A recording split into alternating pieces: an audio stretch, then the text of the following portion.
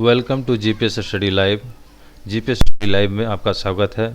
चलिए आज कुछ खबर ताज़ा खबर शिक्षा संबंधी खबर देखते हैं। पहला खबर है, निजी स्कूल में भी शिक्षक बनने को टीईटी जरूरी है। यह है बिहार के सरकारी स्कूल के तर्ज पर अब जो है यहाँ पे जो खबर आ रही है, नई व्यवस्था नई राष्ट्रीय शिक्षा नीति में किया गया है। यह प्रावधान शिक्षा विभाग ने जमीन पर उतारने की कार्ययोजना में इसे किया शामिल।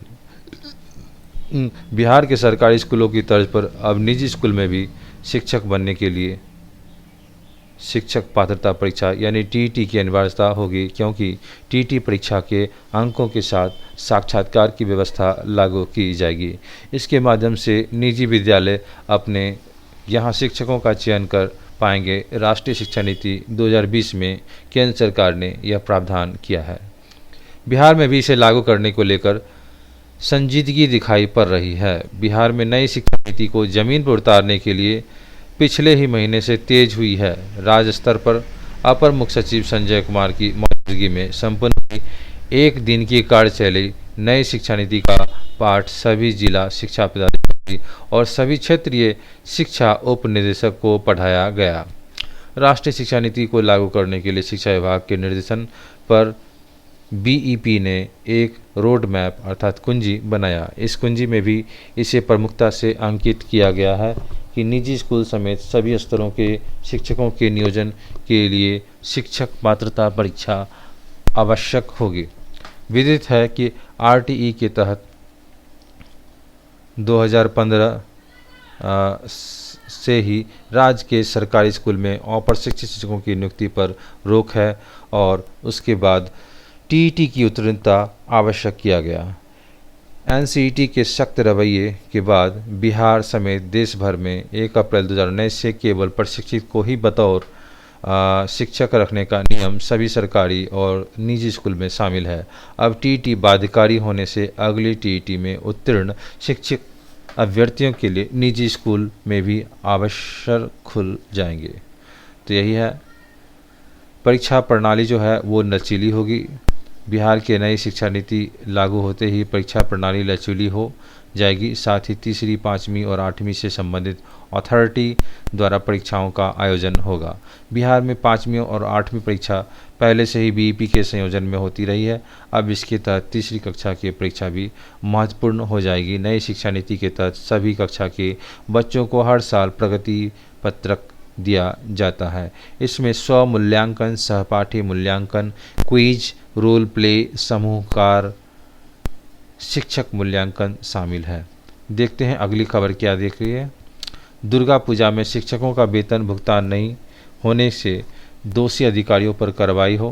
प्रशिक्षण के 2 साल बाद भी 66,000 शिक्षकों को प्रशिक्षित शिक्षक का नहीं मिल रहा है वेतन। तो ये खबर है। अगली खबर हम देखते हैं। जिलों में 22 फरवरी 2020 तक राशि का आकलन भी उपलब्ध करा दिया गया है। अगली खबर देखते हैं।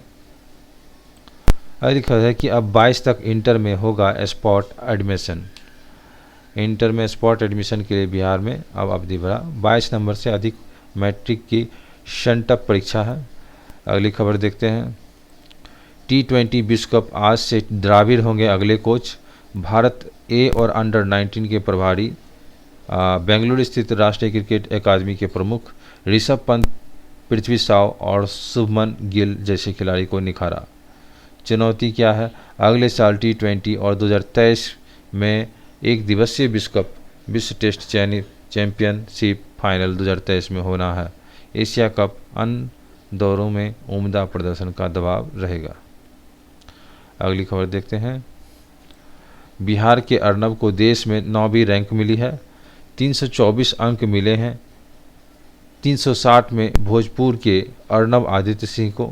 दिल्ली रीजन के मृदुल अग्रवाल ने देश भर में टॉप किया। लड़कियों में दिल्ली जोन की ही काव्या चोपड़ा ने पहला स्थान हासिल किया। देश की प्रतिष्ठित परीक्षा जेईई एडवांस का रिजल्ट शुक्रवार को जारी कर दिया गया।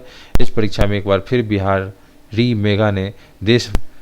मेधा ने देश भर में अपनी जगह बनाई है। टॉप 10 में भोजपुर के अर्नब आदित्य ने सिंह को ऑल इंडिया 9वीं रैंक प्राप्त हुई है। उन्हें 360 में 324 अंक मिले हैं आईआईटी दिल्ली रीजन के मृदुल अग्रवाल ने देश भर में टॉप किया। उन्होंने 360 में 348 अंक यानी 96.66% अंक मिले हैं। लड़कियों के वर्ग में आईआईटी दिल्ली जॉन की ही काव्या चोपड़ा ने पहला स्थान हासिल किया। उन्हें 360 में 286 अंक मिले हैं। अर्नब ने दिल्ली जॉन से ही जेई एडवांस के लिए परीक्षा में रजिस्ट्रेशन कराया था। इस वजह से अर्नब का नाम दिल्ली जॉन के टॉपर सूची में है। अच्छा, अगली खबर देखा जाए तो ये शिक्षा मंत्री जो केंद्रीय शिक्षा मंत्री धर्मेंद्र प्रधान की तरफ से आ रहा है कि केंद्रीय शिक्षा मंत्री धर्मेंद्र प्रधान ने शनिवार को कहा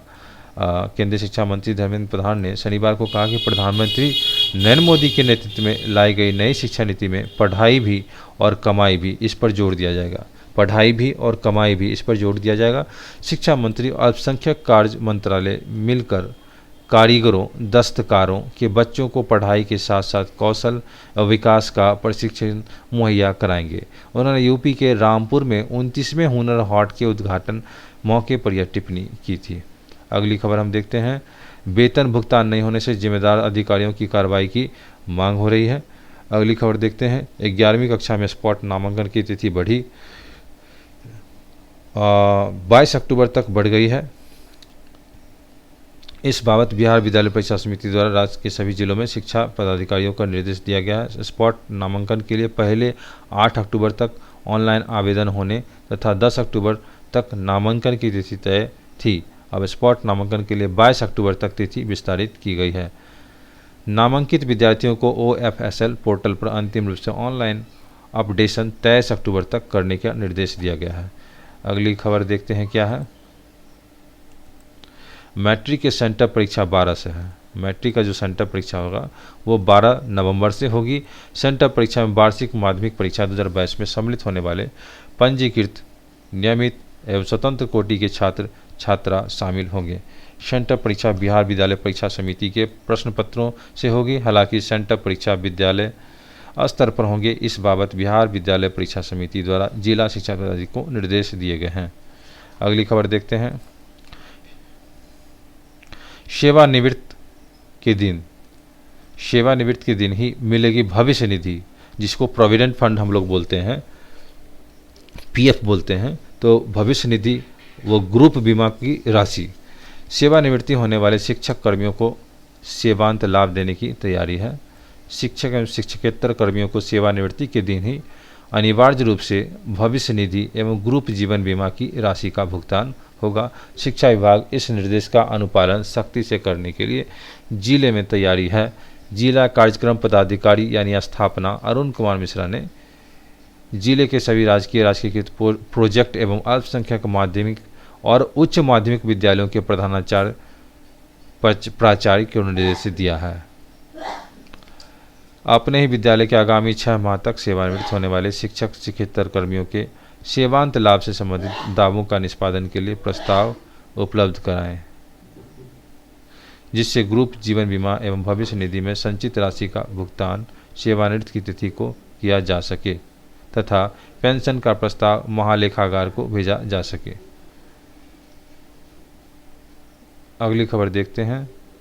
तो मिलते हैं इस तरह से फिर अगले वीडियो में मिलते हैं। तब तक के लिए खुश रहिए, स्वस्थ रहिए। साथ ही मैं आपसे आप हमें मोटिवेट करें।